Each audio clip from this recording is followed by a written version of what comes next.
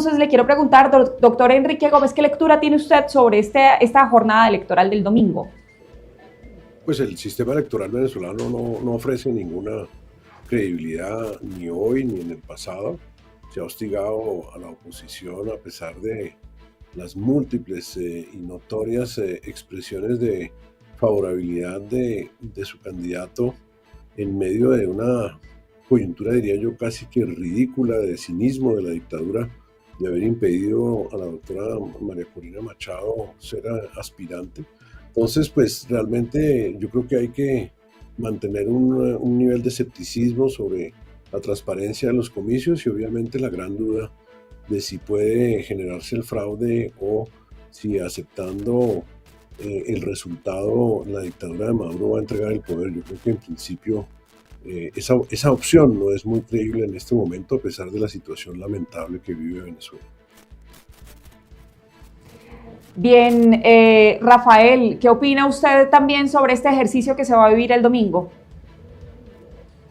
Bueno, hay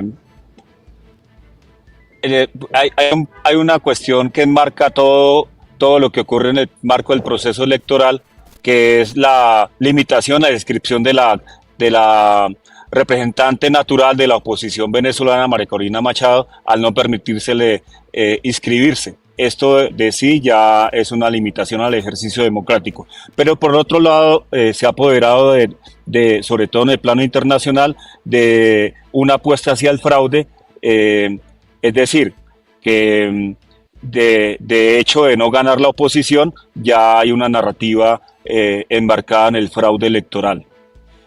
Y pues obviamente en el escenario internacional está desde las sanciones que ha impuesto la comunidad internacional al gobierno de Maduro, hasta lo que tiene que ver con la guerra contra Ucrania, en el que el petróleo venezolano es muy apetecido.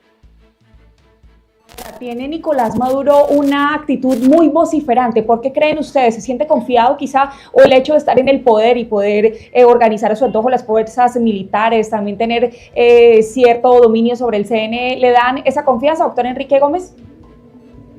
No, el cinismo es un atributo esencial de una dictadura de izquierda y hay un concierto internacional favorable para este tipo de dictaduras, que les vive legitimando las violaciones de derechos humanos, vive legitimando la falta de un Estado de Derecho y la perturbación de todos los procesos democráticos, entre ese el electoral. Y esta es una dictadura que se afinca no solo en la violencia, sino en la corrupción. Entonces, esas son fuerzas poderosas frente a una ciudadanía mermada. Recordemos que es el fenómeno migratorio más agudo, el venezolano, posiblemente en los últimos 60 o 70 años en la historia de la humanidad no se ha visto una migración voluntaria de esa magnitud.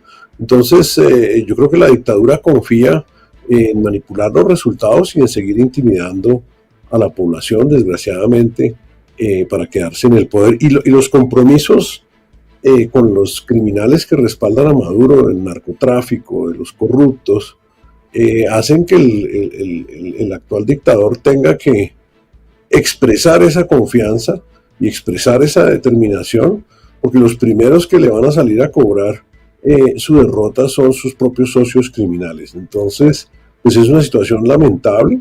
Creo que a nivel internacional no se condena lo suficiente lo que ha venido sucediendo y pues hay que expresar la solidaridad al pueblo venezolano y que no se le ataque mientras vote de aquí al domingo, que yo creo que esos ataques sí suceden, no solo a los candidatos, sino también las intimidaciones de distintas formas a los ciudadanos que van a ejercer el voto.